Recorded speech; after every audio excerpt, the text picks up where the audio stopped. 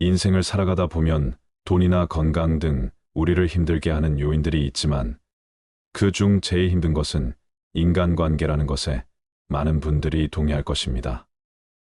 오랜 시간 나쁜 인간관계를 끊어내지 못하고 나이가 들어 후회하는 사람들이 많습니다. 몇십 년이 지나고 나서야 이런 나쁜 인간관계에 해당하는 사람들을 상대할 필요가 없다는 걸 뒤늦게 깨닫게 됩니다. 특히나 장소와 사람에 따라 행동하는 교활한 사람 혹은 만만하다 싶으면 교묘하게 괴롭히는 사람들에게 당한 것들을 억울하게 생각하는 분들도 많습니다.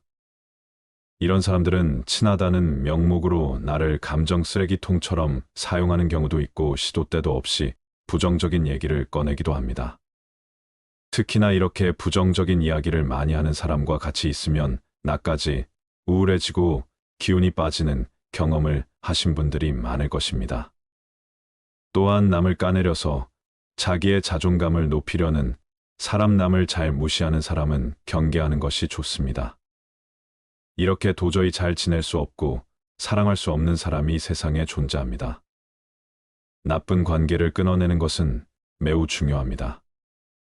나쁜 관계 때문에 종종 우리는 좋은 관계를 놓치기도 합니다. 나쁜 관계에 해당하는 사람은 나를 자기에게 종속시키려 하기 위해 좋은 사람을 흉보고 나를 좋은 사람들과 떼어내려고 하기 때문입니다. 이렇게 나를 종속시키려 하는 사람은 교묘하게 내 심리를 이용해서 자기의 목표를 이루려 합니다. 우리는 이런 사람들의 의도를 파악하고 그에 맞게 대응해야 합니다. 그 전에 우리는 우리 자신이 왜 나쁜 관계를 끝내지 못하는지 그 이유를 먼저 알아야 합니다. 남을 아는 것도 중요하지만 그 전에 나를 아는 것이 매우 중요합니다.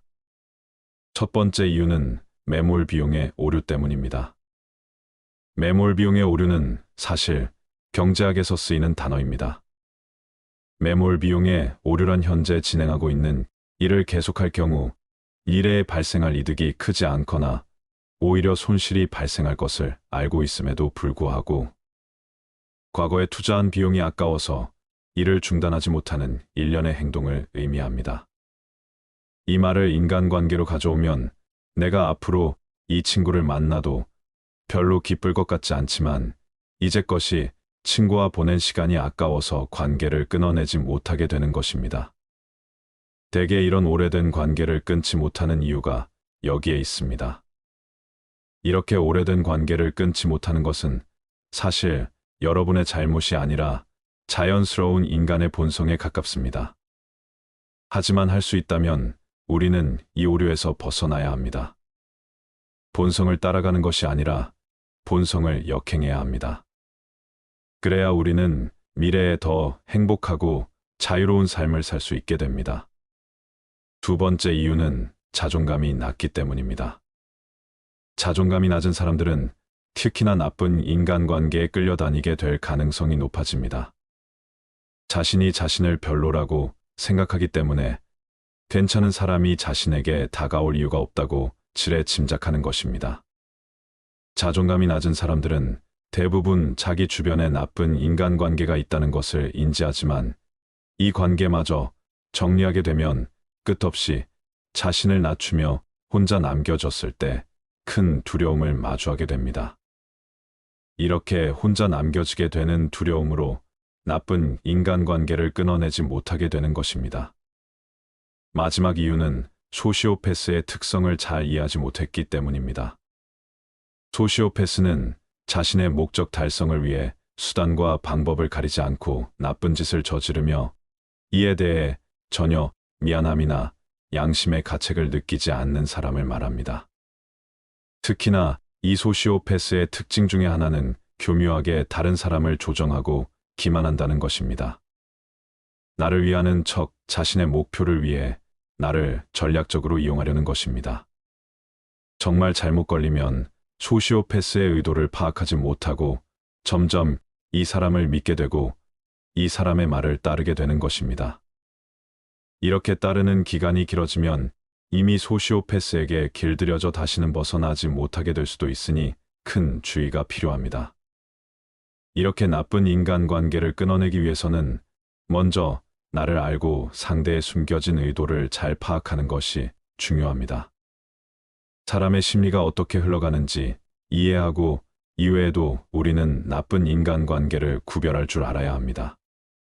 의심이 과한 것은 좋지 않지만 그래도 어느 정도 사람에 대해 비판적인 태도를 유지하는 것이 좋습니다. 그래야 상대의 숨겨진 의도를 파악할 수 있게 됩니다. 앞서 우리는 왜 우리가 나쁜 인간관계를 끊어내지 못하는지 나 자신의 관점에서 그 이유를 알아봤습니다. 이제는 상대를 알아볼 차례입니다.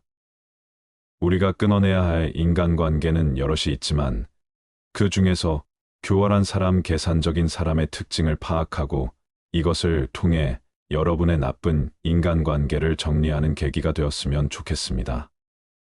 첫째로, 교활한 사람들은 다음과 같은 특징을 가지고 있습니다. 이런 사람들은 처음에는 친절하고 상냥하게 다가옵니다. 그러다 나도 호의를 보이면 그때부터 다른 사람의 이야기를 나쁘게 꾸며서 진짜인 척 뒷담화를 하기 시작하고, 만약 자신에 대해 비판하거나 나쁘게 말했다는 얘기를 들으면 그 사람을 미워하기 시작합니다. 또한 다른 사람을 칭찬하는 것에는 인색하고 남을 깎아내리는 것을 좋아합니다. 특히나 직장에서도 이런 사람이 한 명쯤은 존재합니다. 처음에는 착한 척 잘해주는 척 하다가 본색을 드러냅니다. 흔히 간을 본다고도 합니다. 한 사람 한 사람 다 찔러보고 만만한 사람에게는 함부로 하고 자기보다 세 보이면 친한 척하는 것입니다. 일도 편한 것만 하려 하고 쉬운 일은 열심히 하는 척하곤 합니다. 이런 질투를 잘 컨트롤하지 못하기 때문에 상대를 무너뜨리려고 교활한 수법을 쓰게 되는 것입니다. 이게 끝이 아닙니다. 교활한 사람들은 잘못을 했을 때 사과를 안 하고 변명하기 바쁩니다. 어떻게든 자기 잘못에서 벗어나기 위해 노력합니다. 교활한 사람들은 한치 흐트러짐 없이 자신이 정한 목적을 향해 나아갑니다. 상대방이 눈치채지 못하게 방법을 바꿔가면서 소립니다. 시간이 점점 흐르면서 목적이 드러납니다. 물론 이때쯤이 되면 눈치를 채도 이미 대응을 하기 힘들어지게 됩니다. 이렇게 교활한 사람들은 대개 소시오패스에 가깝습니다. 다른 사람의 감정 따위는 이들에게 별로 중요하지 않습니다. 혹은 나르시시스트일 수도 있습니다. 나를 위주로만 생각하는 것입니다. 다음은 교활한 성격을 가진 친구와 가족을 두고 있는 분의 사연 하나를 들려드리겠습니다. 저도 이 유형에 속하는 사람을 얼마 전 손절했어요. 한쪽은 가족, 한 사람은 친구인데 손절하고 나니 너무 상쾌하고 편했어요. 제가 정신과에 다니고 있는데 저는 거절을 잘 못하는 성격이에요. 손절한 가족과 친구가 이런 저희 심리를 교묘하게 이용하고 있더라고요. 물론 저도 잘못이 있어요. 제 잘못이 가장 큰 것 같아요. 가족의 경우엔 외롭다고 해서 다시 만났고 다시 저를 찾아줘서 고마워서 만났지만 계속 저 혼자 이용당하는 느낌이 들었고 여러 번 큰 사건이 있음에도 용서해줬어요. 그러다 보니 이번에도 그냥 잠수하고 사과하지 않고 있어요. 저러다 말겠지 하면서요. 중요한 건 엄마를 포함한 언니, 형부 다 같이 살다 보니 저 혼자 이상한 사람이 된 것 마냥 떨어져 있어요. 당분간 그들과 연락 안 하려고요. 서로의 잘못을 떠나서 좀 생각하는 시간을 서로 가져보는 것도 좋을 것 같아서요. 이처럼 지속적으로 상대가 나를 교묘하게 이용하고 있다는 느낌이 든다면 힘들겠지만 관계를 정리하는 것이 나를 위해 현명한 방법이 될 수 있습니다. 이뿐만 아니라 자신의 약점을 이용해 목적을 이루려는 사람도 경계하는 것이 좋습니다. 다음은 이와 같은 일을 당한 대학원생이 쓴 글입니다. 대학원 수업을 듣는데 몇 번 안 본 아주머니, 학생이 자긴 영어를 잘 못하니까 자기 과제를 대신 해달라고 웃으면서 부탁하는데 자신이 부족하니 내가 도와주는 게 당연한 거라고 생각하는 것 같던 모습이 아직도 안 잊혀집니다. 그 후로 자신의 약함을 무기로 사용하는 사람들이 너무 싫어졌습니다. 이렇게 자신의 약점으로 누군가에게 동정심을 자극하는 것도 교활한 사람들이 자주 이용하는 방법이니 주의하는 것이 좋습니다. 사실 누구나 이런 교활한 성격을 가지고는 있습니다. 단지 이것을 밖으로 표출하느냐, 속으로만 생각하느냐의 차이입니다. 종종 상황에 따라서는 이런 특성들이 불쑥불쑥 발현되기도 합니다. 나는 전혀 교활한 성격이라고 생각하지 않지만 주변에서는 나에게 교활한 면이 있다는 말을 들으면 적잖은 충격을 받기도 합니다. 이렇게 누구나 특정 상황에서는 잔꾀를 부리고 싶어 합니다. 하지만 여기서 주의해야 할 것은 이 잔꾀를 남을 기만하고 착취하는데 사용하지 않는 것입니다. 반대로 잔꾀를 누군가를 기만하고 착취하는데 사용하는 사람들은 반드시 경계해야 합니다. 이런 사람들은 상당히 교묘하게 행동하기 때문에 잘 구분하기 힘들 수 있습니다. 영화나 드라마를 볼 때 교활한 역을 맡은 연기자의 말이나 행동을 보면서 우리는 힌트를 얻을 수 있습니다. 보통 드라마에서 보여지는 교활한 사람은 자신의 목적을 위해서라면 치밀함은 물론 뛰어난 인내력이 혀를 내두를 정도입니다. 또한 교활한 사람들은 일관된 목표가 있고 그것을 이루기 위해 정말 부단히 꾸준하게 노력합니다. 이런 사람들을 구별하려면 상대가 잘못을 저질렀을 때 사과를 하는지 변명을 하는지 파악하는 것이 좋습니다. 만약 변명을 한다면 왜 저런 변명을 하는지 생각해보고 무엇을 얻고자 그런 변명을 하는 건지 파악하는 연습이 필요합니다. 이렇게 나와 상대에 대해 조금씩 파악하려는 연습을 하게 된다면 교활한 사람들의 교묘한 수법에 당하지 않게 될 것입니다. 나쁜 인간관계에 해당하는 두 번째는 계산적인 사람입니다. 사실 모든 사람이 계산적인 성격을 가지고 있습니다. 누구나 손해를 보고 싶지 않다는 마음을 갖는 것은 자연스러운 마음입니다. 법륜 스님 또한 계산할 줄 아는 것이 좋다고 말했습니다. 어쩌면 이만큼 줬으니 이만큼 받고 싶다는 생각이 드는 것도 이해가 가는 부분입니다. 이처럼 우리는 계산적으로 생각해야 할 때는 계산적일 필요가 있습니다. 하지만 시도 때도 없이 모든 것을 계산하면서 사는 것은 별로 좋지 않습니다. 내가 누군가에게 하나를 줬다고 해서 바로 하나를 받아야 한다고 생각하는 사람들이 있습니다. 받은 사람은 바로 곧장 그 하나를 주지 않을 수도 있고 뒤늦게 줄 수도 있고 끝까지 안 줄 수도 있습니다. 하지만 계산적인 사람들은 지금 당장 눈앞에 계산에 눈이 멀어 바로 상대에게 실망하고 배신당했다고 생각하는 것입니다. 이런 사람들은 손해를 보는 것에 굉장히 민감합니다. 내가 받은 것보다 조금이라도 더 주는 것을 경계하고 내가 준 것보다 받은 것이 적다면 상대를 미워하게 되는 것입니다. 이렇게 내가 무언가를 주었을 때 자기도 무언가를 받기를 시도 때도 없이 바라는 사람을 상대하기란 여간 까다로운 것이 아닙니다.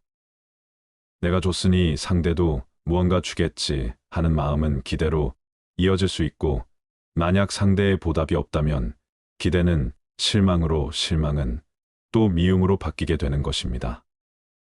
이렇게 모든 상황을 계산해서 준 만큼 돌려받길 바라고 받은 만큼만 주려고 하는 것은 좋은 모습이 아닙니다. 이럴 거면 차라리 주지도 받지도 않는 것이 좋습니다. 무언가를 줄 때는 주는 것으로 끝내는 것이 현명합니다. 내가 좋아서 주었으니 받아야 한다는 계산은 하지 않는 것입니다. 계산하게 될 것 같으면 그냥 주지 않는 것이 낫습니다. 주는 행동은 남을 위한 행동이 아니라 나를 위해 주는 것이기 때문입니다. 이런 계산적인 사람 중에는 자신이 무언가를 받고 싶어서 무언가를 주는 경우도 있습니다. 사실 이런 사람은 계산적인 성격이라기보다는 마음의 결핍과 외로움이 큰 경우일 수 있습니다. 이 경우는 계산적인 사람과 잘 구별해주는 것이 좋습니다. 사실 모든 사람이 받는 것을 좋아하는 것도 아닙니다. 상대는 원하지도 않는데 내가 배려한답시고 무언가를 준다면 인간관계에서 결국 힘들어집니다. 배려도 지나치지 않게 적당한 거리를 두고 인정받으려 하지 않고 감정을 분리한다면 관계는 자유로워집니다. 쉬운 것은 아니지만 그렇다고 어려운 것도 아닙니다. 의지가 있고 용기가 있으면 충분히 가능합니다. 우리가 상대에게 베풀 때 당장 그 상대에게 무언가를 받지 못할지 언정 돌고 돌아 어디선가 내가 주지도 않았는데 내게 큰 복으로 돌아올 수 있습니다.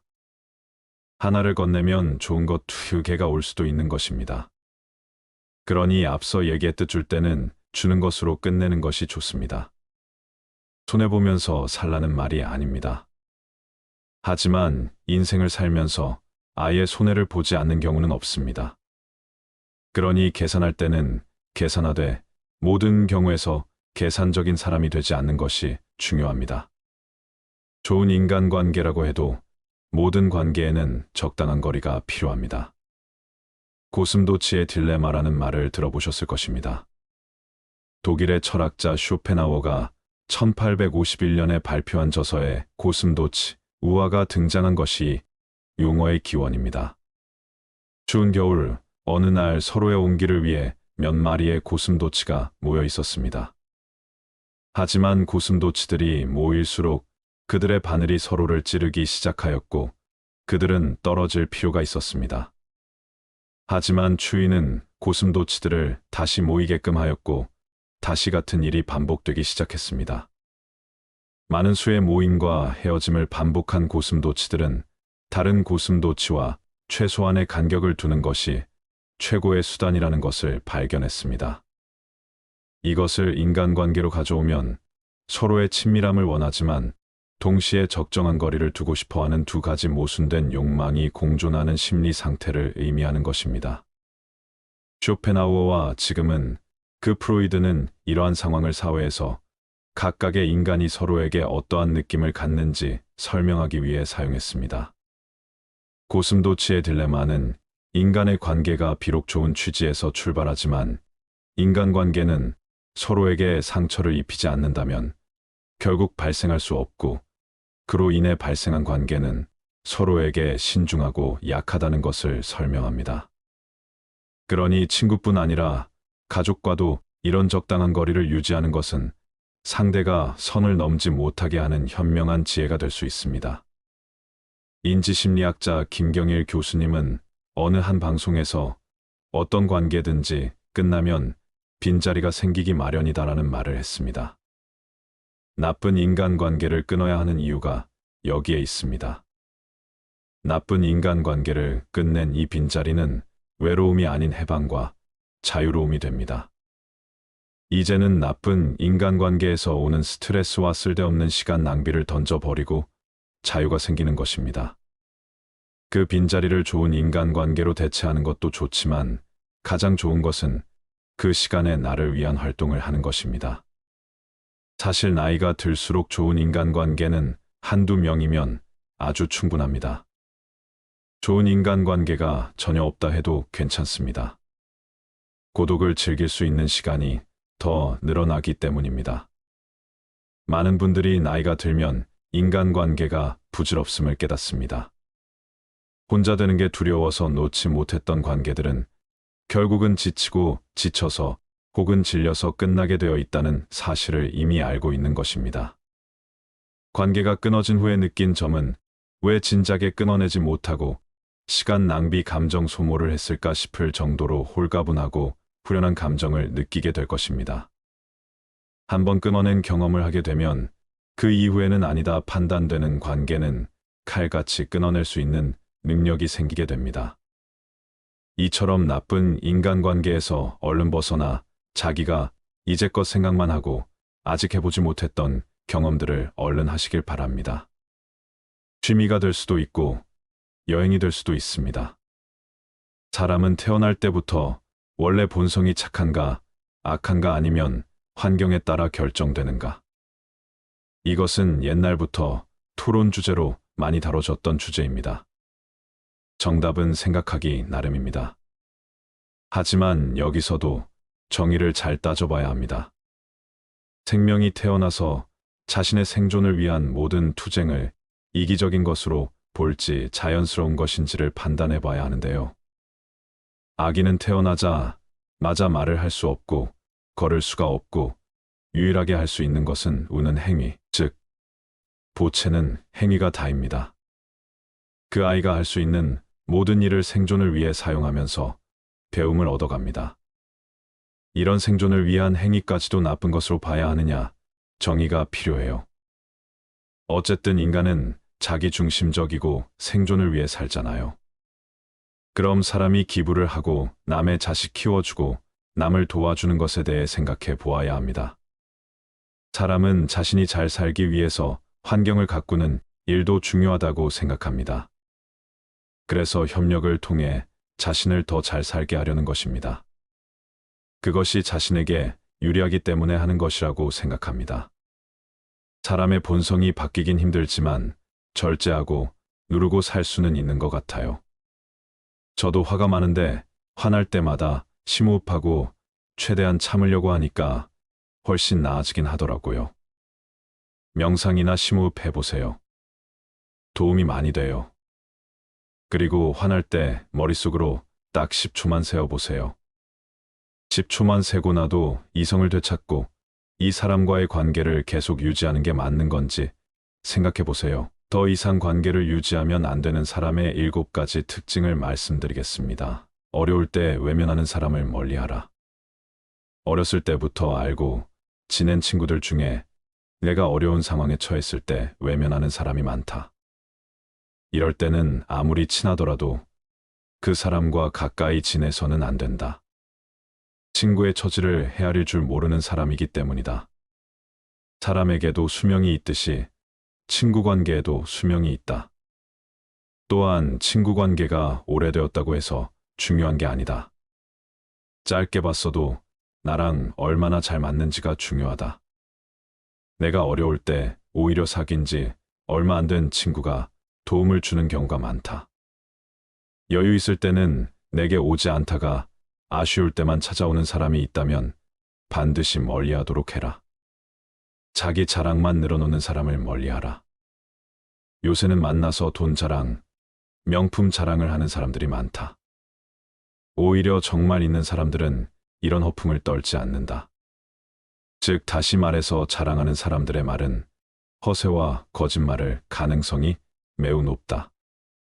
심지어는 자기가 여유 있다고 말하면서도 밥값조차 계산하려고 하지 않는 사람들도 있다. 거짓말쟁이에게 주어지는 가장 큰 벌은 그가 진실을 이야기해도 사람들이 믿지 않는다는 것이다. 허세가 많은 사람들의 의견을 신뢰하기가 어려운 이유다. 인간의 입이 한 개이고 귀는 2개인 이유가 있다. 바로 말하기보다 듣는 것을 2배로 많이 하라는 의미다. 자랑하는 행동은 겸손과 공감이 부족하다는 신호일 수 있다. 끊임없이 자신에 대해 자랑하는 사람들은 진정한 관계를 만드는 것보다 우월해 보이는데 더 관심이 있을 수 있다. 가족이 아니라면 회사 동료든 친구든 적당하게 거리를 유지하며 지내라. 자랑보다 남의 의견을 경청할 줄 아는 사람과 가까이 하라. 남을 이용하는 사람을 멀리하라. 다른 사람을 이용하려는 사람과는 가까이 지내지 말아라. 몇몇 비겁하고 비열한 사람들은 강자한테 약하고 약자한테 강하다. 친해질수록 만만하게 보는 세상이다. 우리는 살면서 나를 이용하려는 사람들을 많이 만나게 된다. 그런 사람의 마음에 들려고 나를 낮출 필요가 없다. 잘해주면 함부로 대해도 된다는 생각을 가진 사람들이 많기 때문이다. 자신의 이득을 위해 타인을 비난하고 이용하려는 사람은 반드시 손절하라. 본인 말만 맞다고 고집하는 사람은 피해라. 어떤 사람들은 고집이 지나치게 세다. 본인의 말만 맞다고 고집 부린다. 그리고 남의 의견은 무시하며 귀 기울이지도 않는다. 특히 이런 사람들 중에는 받기만 좋아하는 사람들이 있다. 그게 당연한 줄 알고 호의를 권리로 알기도 한다. 이런 마음가짐을 가지고 있는 사람은 상대방을 존중하지 않고 자기의 권리만 내세울 줄 안다. 본인 말만 맞다고 고집하는 사람을 내가 바꾸려 노력할 필요가 없다. 사람은 쉽게 변하지 않기 때문에 피하는 게 상책이다. 만나면 매번 기운 빠지는 사람을 피해라. 어떤 사람들은 만나면 한숨과 한탄하게 바쁘다. 좋은 사람 만나서 즐겁게 살기에도 아깝다. 친구는 딱 통하는 사람 한 명만 있어도 충분하다. 친구가 어떤 단점이 있든 만나면 마음이 편한 사람이 있을 것이다. 그런 친구를 곁에 두어라. 좋지 못한 옛날 친구가 곁에 있는 것보다 혼자 살아가는 게 100배, 1000배 낫다. 사실 좋은 사람은 어디에든 많다. 잘해줘도 고마워하지 않는 사람을 멀리하라. 잘해줘도 고마워하지 않는 사람들이 있다. 또 잘못을 저질러 놓고 미안해하지 않는 사람도 있다. 모두 공감 능력과 배려심이 없는 사람들이다. 타인의 입장은 전혀 고려하지 않는다. 제멋대로 구는 사람들이다. 잘못을 해놓고 미안함을 모르는 사람들은 자기 자신을 속이고 있는 것이다. 나이가 들수록 현명하게 사람을 사귀어라. 타인을 욕하는 사람을 멀리해라. 다른 사람을 욕하지 마라. 다른 사람을 욕하는 것은 본인에게 좋지 않고 상대방에게 좋지 않고 또 그것을 듣고 있는 사람에게 해롭다. 남을 자주 욕하는 사람이 있다면 최대한 빨리 손절하라. 내 앞에서 남 욕을 하는 사람들은 다른 사람들 앞에서 내 욕을 할 가능성이 매우 높다. 더 피해야 할 사람은 나와 다른 사람의 관계를 이간질하는 사람이다. 거만하고 비꼬는 태도를 가지고 있는 부정적인 사람은 진짜 멀리해야 한다. 부정적인 영향이 나에게 감염되기 때문이다. 그리고 그런 사람과는 인간관계를 끊어라. 다른 사람의 좋은 점을 이야기하고 칭찬하는 사람과 가까이 해라. 불평불만하는 사람을 멀리하라. 매사에 불평불만하는 사람이 있다. 이런 사람들은 아무리 좋은 환경에 있어도 가진 것에 만족할 줄을 모른다. 불평하는 사람을 멀리하라. 항상 불만하는 사람들 옆에 있으면 나 또한 부정적인 사람으로 변해간다. 오히려 만나는 모든 사람을 존중하고 배우려는 태도를 가지고 있는 사람과 가까이 해야 한다. 만나고 나서 집에 왔는데 기분이 좋지 않으면 나와 잘 맞지 않는다는 신호다. 관계를 끊어야 하는 사람이라는 뜻이다. 과거를 지나치게 후회하는 사람을 멀리하라. 과거에 집착하고 살아온 세월을 후회하는 사람들이 있다. 이미 끝나버린 일을 후회하는 사람들이야말로 제일 어리석은 사람이다. 내가 잘못했던 일을 반성하되 후회하지는 말아라. 차라리 해보지 못한 일에 대해서 후회하라. 부정적인 생각과 후회만 하는 친구라면 적당하게 거리를 둬야 한다. 인생은 혼자 있고 몰래 누구나 조금씩은 고독하다. 열등감 때문에 남을 괴롭히는 사람을 손절해라. 시기, 질투가 많은 사람들이 있다. 본인의 열등감 때문에 다른 사람을 시기, 질투하며 끌어내리려는 사람을 손절하라. 같이 친구하면 감정 소모와 에너지 낭비가 심하다. 내게 힘든 일들을 귀신같이 알고파고 들어서 은근히 나를 비난하는 부류들이 많다. 아무리 친구가 된 지 오래되었어도 어차피 이런 사람과 친구를 하게 되면 내 마음속을 이야기하지 않게 된다. 나의 에너지를 깎는 사람과 가까이 하지 말고 나를 안정적으로 만들어주는 좋은 친구를 사귀어야 한다. 무례하고 약속을 지키지 않는 사람을 멀리해야 한다. 어딜 가든 무례하고 예의 없는 사람이 있다. 어떤 사람들은 나와의 약속도 잘 지키지 않는다. 자기가 무례한지 모르고 솔직하다고 생각하는 사람도 있다. 그런 사람의 무례함을 나의 예민함으로 착각하지 마라. 내가 예민한 성격이어서가 아니라 분명 상대방에게도 문제가 있다. 또 내가 싫어하는 나의 과거를 꺼내서 들먹이는 예의 없는 사람들을 피하고 멀리해야 한다. 관계를 갑자기 손절하고 끊기 어렵다면 거리를 두어야 한다.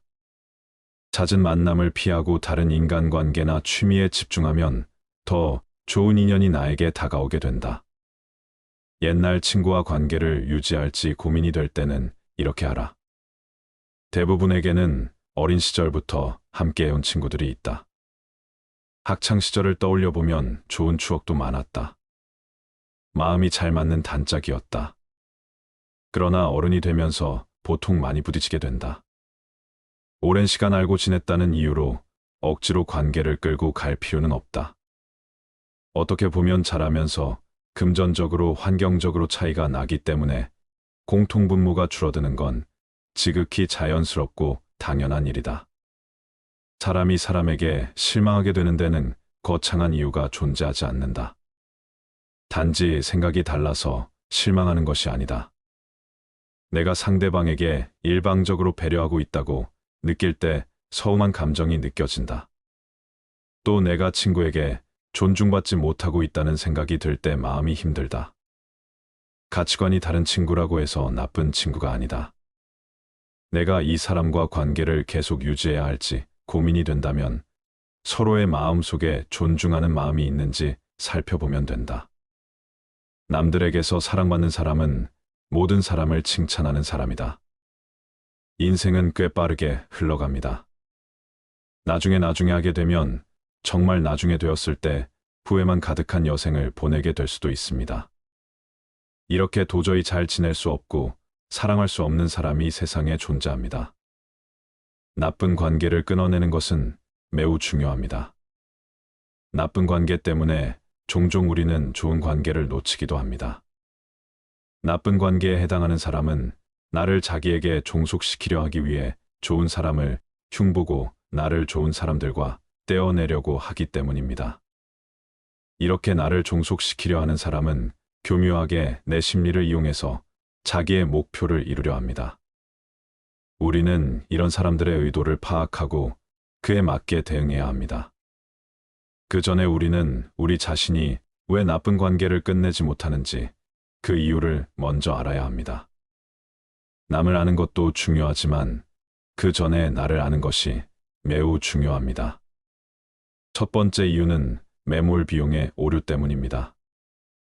매몰 비용의 오류는 사실 경제학에서 쓰이는 단어입니다. 매몰 비용의 오류란 현재 진행하고 있는 일을 계속할 경우 일에 발생할 이득이 크지 않거나 오히려 손실이 발생할 것을 알고 있음에도 불구하고 과거에 투자한 비용이 아까워서 일을 중단하지 못하는 일련의 행동을 의미합니다. 이 말을 인간관계로 가져오면 내가 앞으로 이 친구를 만나도 별로 기쁠 것 같지 않지만 이제껏이 친구와 보낸 시간이 아까워서 관계를 끊어내지 못하게 되는 것입니다. 대개 이런 오래된 관계를 끊지 못하는 이유가 여기에 있습니다. 이렇게 오래된 관계를 끊지 못하는 것은 사실 여러분의 잘못이 아니라 자연스러운 인간의 본성에 가깝습니다. 하지만 할 수 있다면 우리는 이 오류에서 벗어나야 합니다. 본성을 따라가는 것이 아니라 본성을 역행해야 합니다. 그래야 우리는 미래에 더 행복하고 자유로운 삶을 살 수 있게 됩니다. 두 번째 이유는 자존감이 낮기 때문입니다. 자존감이 낮은 사람들은 특히나 나쁜 인간관계에 끌려다니게 될 가능성이 높아집니다. 자신이 자신을 별로라고 생각하기 때문에 괜찮은 사람이 자신에게 다가올 이유가 없다고 지레 짐작하는 것입니다. 자존감이 낮은 사람들은 대부분 자기 주변에 나쁜 인간관계가 있다는 것을 인지하지만 이 관계마저 정리하게 되면 끝없이 자신을 낮추며 혼자 남겨졌을 때 큰 두려움을 마주하게 됩니다. 이렇게 혼자 남겨지게 되는 두려움으로 나쁜 인간관계를 끊어내지 못하게 되는 것입니다. 마지막 이유는 소시오패스의 특성을 잘 이해하지 못했기 때문입니다. 소시오패스는 자신의 목적 달성을 위해 수단과 방법을 가리지 않고 나쁜 짓을 저지르며 이에 대해 전혀 미안함이나 양심의 가책을 느끼지 않는 사람을 말합니다. 특히나 이 소시오패스의 특징 중에 하나는 교묘하게 다른 사람을 조정하고 기만한다는 것입니다. 나를 위하는 척 자신의 목표를 위해 나를 전략적으로 이용하려는 것입니다. 정말 잘못 걸리면 소시오패스의 의도를 파악하지 못하고 점점 이 사람을 믿게 되고 이 사람의 말을 따르게 되는 것입니다. 이렇게 따르는 기간이 길어지면 이미 소시오패스에게 길들여져 다시는 벗어나지 못하게 될 수도 있으니 큰 주의가 필요합니다. 이렇게 나쁜 인간관계를 끊어내기 위해서는 먼저 나를 알고 상대의 숨겨진 의도를 잘 파악하는 것이 중요합니다. 사람의 심리가 어떻게 흘러가는지 이해하고 이외에도 우리는 나쁜 인간관계를 구별할 줄 알아야 합니다. 의심이 과한 것은 좋지 않지만 그래도 어느 정도 사람에 대해 비판적인 태도를 유지하는 것이 좋습니다. 그래야 상대의 숨겨진 의도를 파악할 수 있게 됩니다. 앞서 우리는 왜 우리가 나쁜 인간관계를 끊어내지 못하는지 나 자신의 관점에서 그 이유를 알아봤습니다. 이제는 상대를 알아볼 차례입니다. 우리가 끊어내야 할 인간관계는 여럿이 있지만 그 중에서 교활한 사람, 계산적인 사람의 특징을 파악하고 이것을 통해 여러분의 나쁜 인간관계를 정리하는 계기가 되었으면 좋겠습니다. 첫째로, 교활한 사람들은 다음과 같은 특징을 가지고 있습니다. 이런 사람들은 처음에는 친절하고 상냥하게 다가옵니다.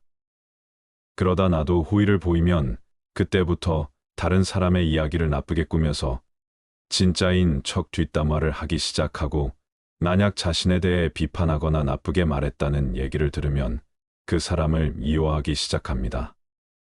또한 다른 사람을 칭찬하는 것에는 인색하고 남을 깎아내리는 것을 좋아합니다. 특히나 직장에서도 이런 사람이 한 명쯤은 존재합니다. 처음에는 착한 척 잘해주는 척 하다가 본색을 드러냅니다. 흔히 간을 본다고도 합니다. 한 사람 한 사람 다 찔러보고 만만한 사람에게는 함부로 하고 자기보다 세 보이면 친한 척하는 것입니다. 일도 편한 것만 하려 하고 쉬운 일은 열심히 하는 척하곤 합니다. 이런 질투를 잘 컨트롤하지 못하기 때문에 상대를 무너뜨리려고 교활한 수법을 쓰게 되는 것입니다. 이게 끝이 아닙니다. 교활한 사람들은 잘못을 했을 때 사과를 안 하고 변명하기 바쁩니다. 어떻게든 자기 잘못에서 벗어나기 위해 노력합니다. 교활한 사람들은 한치 흐트러짐 없이 자신이 정한 목적을 향해 나아갑니다. 상대방이 눈치채지 못하게 방법을 바꿔가면서 소립니다. 시간이 점점 흐르면서 목적이 드러납니다. 물론 이때쯤이 되면 눈치를 채도 이미 대응을 하기 힘들어지게 됩니다. 이렇게 교활한 사람들은 대개 소시오패스에 가깝습니다. 다른 사람의 감정 따위는 이들에게 별로 중요하지 않습니다. 혹은 나르시시스트일 수도 있습니다. 나를 위주로만 생각하는 것입니다. 다음은 교활한 성격을 가진 친구와 가족을 두고 있는 분의 사연 하나를 들려드리겠습니다. 저도 이 유형에 속하는 사람을 얼마 전 손절했어요. 한쪽은 가족, 한 사람은 친구인데 손절하고 나니 너무 상쾌하고 편했어요. 제가 정신과에 다니고 있는데 저는 거절을 잘 못하는 성격이에요. 손절한 가족과 친구가 이런 저희 심리를 교묘하게 이용하고 있더라고요. 물론 저도 잘못이 있어요. 제 잘못이 가장 큰 것 같아요. 가족의 경우엔 외롭다고 해서 다시 만났고 다시 저를 찾아줘서 고마워서 만났지만 계속 저 혼자 이용당하는 느낌이 들었고 여러 번 큰 사건이 있음에도 용서해줬어요. 그러다 보니 이번에도 그냥 잠수하고 사과하지 않고 있어요. 저러다 말겠지 하면서요. 중요한 건 엄마를 포함한 언니, 형부 다 같이 살다 보니 저 혼자 이상한 사람이 된 것 마냥 떨어져 있어요. 당분간 그들과 연락 안 하려고요.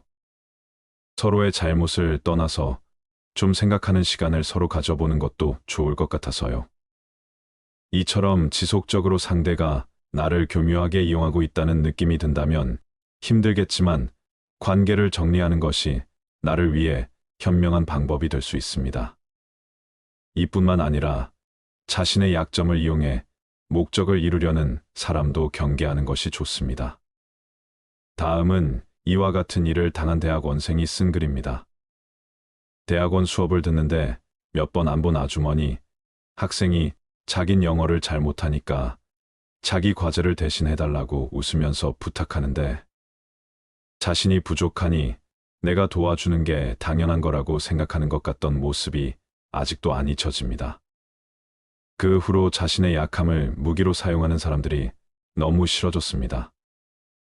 이렇게 자신의 약점으로 누군가에게 동정심을 자극하는 것도 교활한 사람들이 자주 이용하는 방법이니 주의하는 것이 좋습니다. 사실 누구나 이런 교활한 성격을 가지고는 있습니다. 단지 이것을 밖으로 표출하느냐, 속으로만 생각하느냐의 차이입니다. 종종 상황에 따라서는 이런 특성들이 불쑥불쑥 발현되기도 합니다. 나는 전혀 교활한 성격이라고 생각하지 않지만 주변에서는 나에게 교활한 면이 있다는 말을 들으면 적잖은 충격을 받기도 합니다. 이렇게 누구나 특정 상황에서는 잔꾀를 부리고 싶어 합니다. 하지만 여기서 주의해야 할 것은 이 잔꾀를 남을 기만하고 착취하는데 사용하지 않는 것입니다. 반대로 잔꾀를 누군가를 기만하고 착취하는데 사용하는 사람들은 반드시 경계해야 합니다. 이런 사람들은 상당히 교묘하게 행동하기 때문에 잘 구분하기 힘들 수 있습니다. 영화나 드라마를 볼 때 교활한 역을 맡은 연기자의 말이나 행동을 보면서 우리는 힌트를 얻을 수 있습니다. 보통 드라마에서 보여지는 교활한 사람은 자신의 목적을 위해서라면 치밀함은 물론 뛰어난 인내력이 혀를 내두를 정도입니다. 또한 교활한 사람들은 일관된 목표가 있고 그것을 이루기 위해 정말 부단히 꾸준하게 노력합니다. 이런 사람들을 구별하려면 상대가 잘못을 저질렀을 때 사과를 하는지 변명을 하는지 파악하는 것이 좋습니다. 만약 변명을 한다면 왜 저런 변명을 하는지 생각해보고 무엇을 얻고자 그런 변명을 하는 건지 파악하는 연습이 필요합니다. 이렇게 나와 상대에 대해 조금씩 파악하려는 연습을 하게 된다면 교활한 사람들의 교묘한 수법에 당하지 않게 될 것입니다.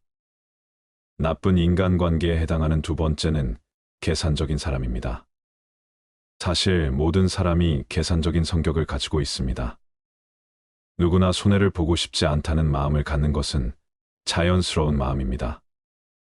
법륜 스님 또한 계산할 줄 아는 것이 좋다고 말했습니다.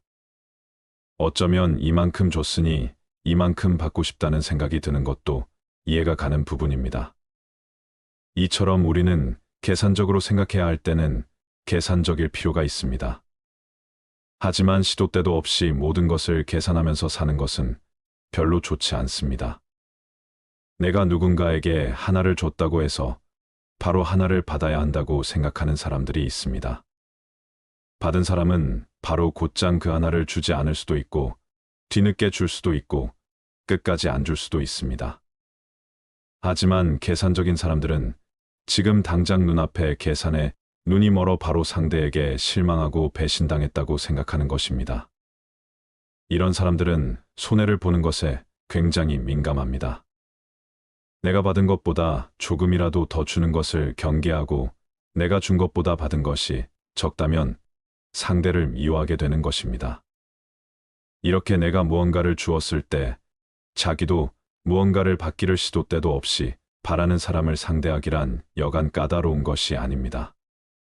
내가 줬으니 상대도 무언가 주겠지 하는 마음은 기대로 이어질 수 있고 만약 상대의 보답이 없다면 기대는 실망으로 실망은 또 미움으로 바뀌게 되는 것입니다. 이렇게 모든 상황을 계산해서 준 만큼 돌려받길 바라고 받은 만큼만 주려고 하는 것은 좋은 모습이 아닙니다. 이럴 거면 차라리 주지도 받지도 않는 것이 좋습니다. 무언가를 줄 때는 주는 것으로 끝내는 것이 현명합니다. 내가 좋아서 주었으니 받아야 한다는 계산은 하지 않는 것입니다. 계산하게 될 것 같으면 그냥 주지 않는 것이 낫습니다. 주는 행동은 남을 위한 행동이 아니라 나를 위해 주는 것이기 때문입니다. 이런 계산적인 사람 중에는 자신이 무언가를 받고 싶어서 무언가를 주는 경우도 있습니다. 사실 이런 사람은 계산적인 성격이라기보다는 마음의 결핍과 외로움이 큰 경우일 수 있습니다.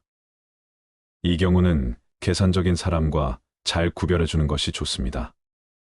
사실 모든 사람이 받는 것을 좋아하는 것도 아닙니다. 상대는 원하지도 않는데 내가 배려한답시고 무언가를 준다면 인간관계에서 결국 힘들어집니다. 배려도 지나치지 않게 적당한 거리를 두고 인정받으려 하지 않고 감정을 분리한다면 관계는 자유로워집니다. 쉬운 것은 아니지만 그렇다고 어려운 것도 아닙니다. 의지가 있고 용기가 있으면 충분히 가능합니다. 우리가 상대에게 베풀 때 당장 그 상대에게 무언가를 받지 못할지 언정 돌고 돌아 어디선가 내가 주지도 않았는데 내게 큰 복으로 돌아올 수 있습니다. 하나를 건네면 좋은 것 두 개가 올 수도 있는 것입니다. 그러니 앞서 얘기했듯 줄 때는 주는 것으로 끝내는 것이 좋습니다. 손해보면서 살라는 말이 아닙니다. 하지만 인생을 살면서 아예 손해를 보지 않는 경우는 없습니다. 그러니 계산할 때는 계산하되 모든 경우에서 계산적인 사람이 되지 않는 것이 중요합니다. 좋은 인간관계라고 해도 모든 관계에는 적당한 거리가 필요합니다. 고슴도치의 딜레마라는 말을 들어보셨을 것입니다. 독일의 철학자 쇼펜하우어가 1851년에 발표한 저서에 고슴도치, 우화가 등장한 것이 용어의 기원입니다. 추운 겨울 어느 날 서로의 온기를 위해 몇 마리의 고슴도치가 모여 있었습니다. 하지만 고슴도치들이 모일수록 그들의 바늘이 서로를 찌르기 시작하였고 그들은 떨어질 필요가 있었습니다. 하지만 추위는 고슴도치들을 다시 모이게끔 하였고 다시 같은 일이 반복되기 시작했습니다. 많은 수의 모임과 헤어짐을 반복한 고슴도치들은 다른 고슴도치와 최소한의 간격을 두는 것이 최고의 수단이라는 것을 발견했습니다. 이것을 인간관계로 가져오면 서로의 친밀함을 원하지만 동시에 적정한 거리를 두고 싶어하는 두 가지 모순된 욕망이 공존하는 심리 상태를 의미하는 것입니다. 쇼펜하우어와 지금은 그 프로이드는 이러한 상황을 사회에서 각각의 인간이 서로에게 어떠한 느낌을 갖는지 설명하기 위해 사용했습니다. 고슴도치의 딜레마는 인간의 관계가 비록 좋은 취지에서 출발하지만 인간관계는 서로에게 상처를 입히지 않는다면 결국 발생할 수 없고 그로 인해 발생한 관계는 서로에게 신중하고 약하다는 것을 설명합니다. 그러니 친구뿐 아니라 가족과도 이런 적당한 거리를 유지하는 것은 상대가 선을 넘지 못하게 하는 현명한 지혜가 될 수 있습니다. 인지심리학자 김경일 교수님은 어느 한 방송에서 어떤 관계든지 끝나면 빈자리가 생기기 마련이다라는 말을 했습니다. 나쁜 인간관계를 끊어야 하는 이유가 여기에 있습니다. 나쁜 인간관계를 끝낸 이 빈자리는 외로움이 아닌 해방과 자유로움이 됩니다. 이제는 나쁜 인간관계에서 오는 스트레스와 쓸데없는 시간 낭비를 던져버리고 자유가 생기는 것입니다. 그 빈자리를 좋은 인간관계로 대체하는 것도 좋지만 가장 좋은 것은 그 시간에 나를 위한 활동을 하는 것입니다. 사실 나이가 들수록 좋은 인간관계는 한두 명이면 아주 충분합니다. 좋은 인간관계가 전혀 없다 해도 괜찮습니다. 고독을 즐길 수 있는 시간이 더 늘어나기 때문입니다. 많은 분들이 나이가 들면 인간관계가 부질없음을 깨닫습니다. 혼자 되는 게 두려워서 놓지 못했던 관계들은 결국은 지치고 지쳐서 혹은 질려서 끝나게 되어 있다는 사실을 이미 알고 있는 것입니다. 관계가 끊어진 후에 느낀 점은 왜 진작에 끊어내지 못하고 시간 낭비 감정 소모를 했을까 싶을 정도로 홀가분하고 후련한 감정을 느끼게 될 것입니다. 한번 끊어낸 경험을 하게 되면 그 이후에는 아니다 판단되는 관계는 칼같이 끊어낼 수 있는 능력이 생기게 됩니다. 이처럼 나쁜 인간관계에서 얼른 벗어나 자기가 이제껏 생각만 하고 아직 해보지 못했던 경험들을 얼른 하시길 바랍니다. 취미가 될 수도 있고 여행이 될 수도 있습니다. 사람은 태어날 때부터 원래 본성이 착한가 악한가 아니면 환경에 따라 결정되는가? 이것은 옛날부터 토론 주제로 많이 다뤄졌던 주제입니다. 정답은 생각하기 나름입니다. 하지만 여기서도 정의를 잘 따져봐야 합니다. 생명이 태어나서 자신의 생존을 위한 모든 투쟁을 이기적인 것으로 볼지 자연스러운 것인지를 판단해 봐야 하는데요. 아기는 태어나자마자 말을 할 수 없고 걸을 수가 없고 유일하게 할 수 있는 것은 우는 행위, 즉 보채는 행위가 다입니다. 그 아이가 할 수 있는 모든 일을 생존을 위해 사용하면서 배움을 얻어갑니다. 이런 생존을 위한 행위까지도 나쁜 것으로 봐야 하느냐, 정의가 필요해요. 어쨌든 인간은 자기중심적이고 생존을 위해 살잖아요. 그럼 사람이 기부를 하고 남의 자식 키워주고 남을 도와주는 것에 대해 생각해 보아야 합니다. 사람은 자신이 잘 살기 위해서 환경을 가꾸는 일도 중요하다고 생각합니다. 그래서 협력을 통해 자신을 더 잘 살게 하려는 것입니다. 그것이 자신에게 유리하기 때문에 하는 것이라고 생각합니다. 사람의 본성이 바뀌긴 힘들지만 절제하고 누르고 살 수는 있는 것 같아요. 저도 화가 많은데 화날 때마다 심호흡하고 최대한 참으려고 하니까 훨씬 나아지긴 하더라고요. 명상이나 심호흡 해보세요. 도움이 많이 돼요. 그리고 화날 때 머릿속으로 딱 10초만 세어보세요. 10초만 세고 나도 이성을 되찾고 이 사람과의 관계를 계속 유지하는 게 맞는 건지 생각해 보세요. 더 이상 관계를 유지하면 안 되는 사람의 7가지 특징을 말씀드리겠습니다. 어려울 때 외면하는 사람을 멀리하라. 어렸을 때부터 알고 지낸 친구들 중에 내가 어려운 상황에 처했을 때 외면하는 사람이 많다.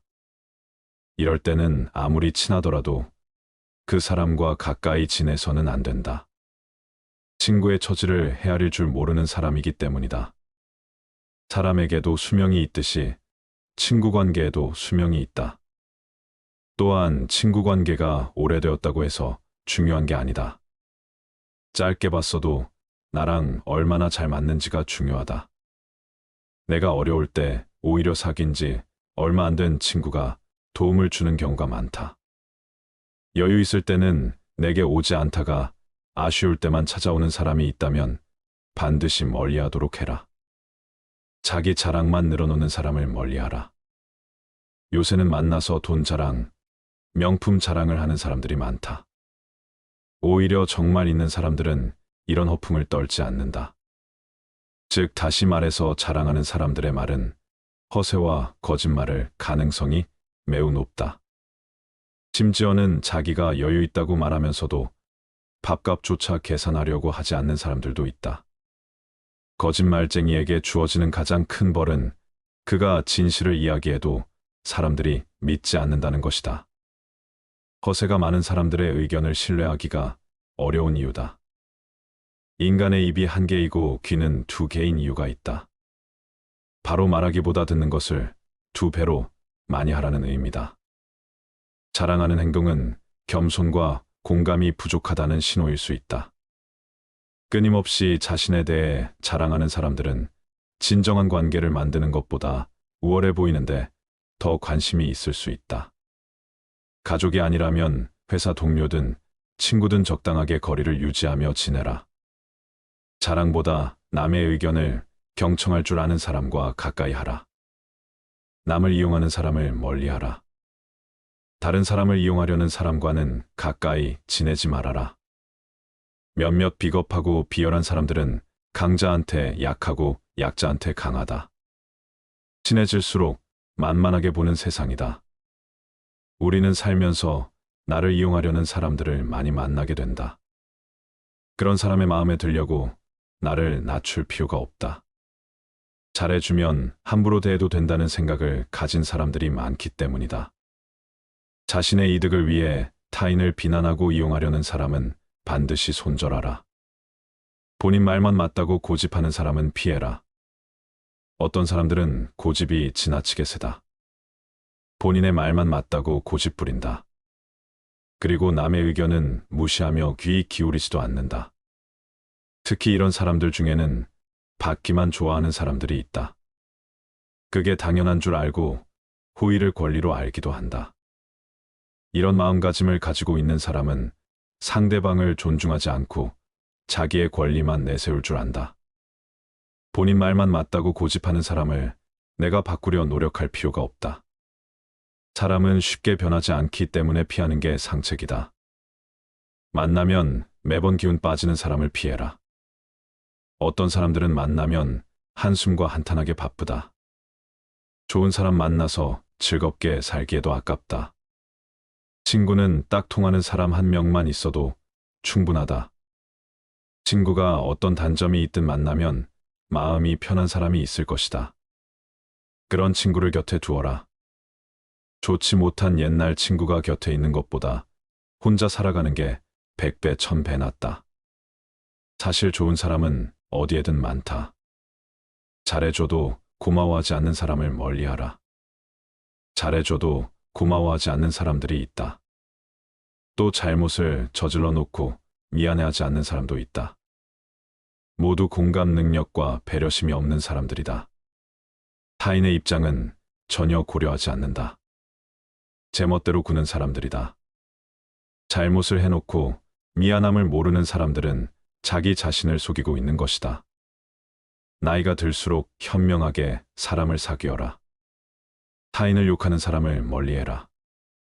다른 사람을 욕하지 마라. 다른 사람을 욕하는 것은 본인에게 좋지 않고 상대방에게 좋지 않고 또 그것을 듣고 있는 사람에게 해롭다. 남을 자주 욕하는 사람이 있다면 최대한 빨리 손절하라. 내 앞에서 남 욕을 하는 사람들은 다른 사람들 앞에서 내 욕을 할 가능성이 매우 높다. 더 피해야 할 사람은 나와 다른 사람의 관계를 이간질하는 사람이다. 거만하고 비꼬는 태도를 가지고 있는 부정적인 사람은 진짜 멀리해야 한다. 부정적인 영향이 나에게 감염되기 때문이다. 그리고 그런 사람과는 인간관계를 끊어라. 다른 사람의 좋은 점을 이야기하고 칭찬하는 사람과 가까이 해라. 불평불만하는 사람을 멀리하라. 매사에 불평불만하는 사람이 있다. 이런 사람들은 아무리 좋은 환경에 있어도 가진 것에 만족할 줄을 모른다. 불평하는 사람을 멀리하라. 항상 불만하는 사람들 옆에 있으면 나 또한 부정적인 사람으로 변해간다. 오히려 만나는 모든 사람을 존중하고 배우려는 태도를 가지고 있는 사람과 가까이 해야 한다. 만나고 나서 집에 왔는데 기분이 좋지 않으면 나와 잘 맞지 않는다는 신호다. 관계를 끊어야 하는 사람이라는 뜻이다. 과거를 지나치게 후회하는 사람을 멀리하라. 과거에 집착하고 살아온 세월을 후회하는 사람들이 있다. 이미 끝나버린 일을 후회하는 사람들이야말로 제일 어리석은 사람이다. 내가 잘못했던 일을 반성하되 후회하지는 말아라. 차라리 해보지 못한 일에 대해서 후회하라. 부정적인 생각과 후회만 하는 친구라면 적당하게 거리를 둬야 한다. 인생은 혼자 있고 몰래 누구나 조금씩은 고독하다. 열등감 때문에 남을 괴롭히는 사람을 손절해라. 시기, 질투가 많은 사람들이 있다. 본인의 열등감 때문에 다른 사람을 시기, 질투하며 끌어내리려는 사람을 손절하라. 같이 친구하면 감정 소모와 에너지 낭비가 심하다. 내게 힘든 일들을 귀신같이 알고 파고 들어서 은근히 나를 비난하는 부류들이 많다. 아무리 친구가 된 지 오래되었어도 어차피 이런 사람과 친구를 하게 되면 내 마음속을 이야기하지 않게 된다. 나의 에너지를 깎는 사람과 가까이 하지 말고 나를 안정적으로 만들어주는 좋은 친구를 사귀어야 한다. 무례하고 약속을 지키지 않는 사람을 멀리해야 한다. 어딜 가든 무례하고 예의 없는 사람이 있다. 어떤 사람들은 나와의 약속도 잘 지키지 않는다. 자기가 무례한지 모르고 솔직하다고 생각하는 사람도 있다. 그런 사람의 무례함을 나의 예민함으로 착각하지 마라. 내가 예민한 성격이어서가 아니라 분명 상대방에게도 문제가 있다. 또 내가 싫어하는 나의 과거를 꺼내서 들먹이는 예의 없는 사람들을 피하고 멀리해야 한다. 관계를 갑자기 손절하고 끊기 어렵다면 거리를 두어야 한다. 잦은 만남을 피하고 다른 인간관계나 취미에 집중하면 더 좋은 인연이 나에게 다가오게 된다. 옛날 친구와 관계를 유지할지 고민이 될 때는 이렇게 하라. 대부분에게는 어린 시절부터 함께해온 친구들이 있다. 학창 시절을 떠올려 보면 좋은 추억도 많았다. 마음이 잘 맞는 단짝이었다. 그러나 어른이 되면서 보통 많이 부딪히게 된다. 오랜 시간 알고 지냈다는 이유로 억지로 관계를 끌고 갈 필요는 없다. 어떻게 보면 자라면서 금전적으로 환경적으로 차이가 나기 때문에 공통분모가 줄어드는 건 지극히 자연스럽고 당연한 일이다. 사람이 사람에게 실망하게 되는 데는 거창한 이유가 존재하지 않는다. 단지 생각이 달라서 실망하는 것이 아니다. 내가 상대방에게 일방적으로 배려하고 있다고 느낄 때 서운한 감정이 느껴진다. 또 내가 친구에게 존중받지 못하고 있다는 생각이 들 때 마음이 힘들다.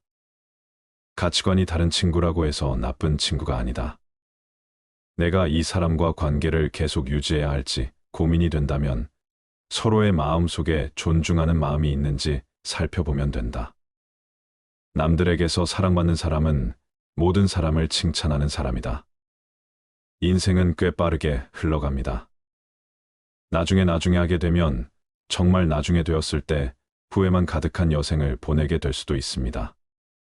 오늘은 나쁜 인간관계를 주제로 내가 나쁜 관계를 왜 정리하지 못하는지, 나쁜 인간관계에 속하는 사람들은 어떤 특징이 있는지, 그에 따른 대처법은 무엇인지에 대해 이야기를 드렸습니다. 나쁜 관계를 정리하기 위해 내 내면의 심리를 이해하고 교활한 사람, 계산적인 사람의 숨겨진 의도를 파악하여 내 주변의 나쁜 인간관계를 정리한다면 그 빈자리는 좋은 인간관계 혹은 나만의 자유로운 시간으로 대체될 것입니다. 오늘의 영상 내용을 여러 번 보신다면 여러분들이 더 나은 여생을 보낼 수 있을 것이라 확신합니다. 이상으로 오늘의 영상을 마치겠습니다. 우리 모든 구독자 분들의 행복한 노후를 응원합니다. 다음에 더 좋은 내용으로 찾아뵙겠습니다. 감사합니다.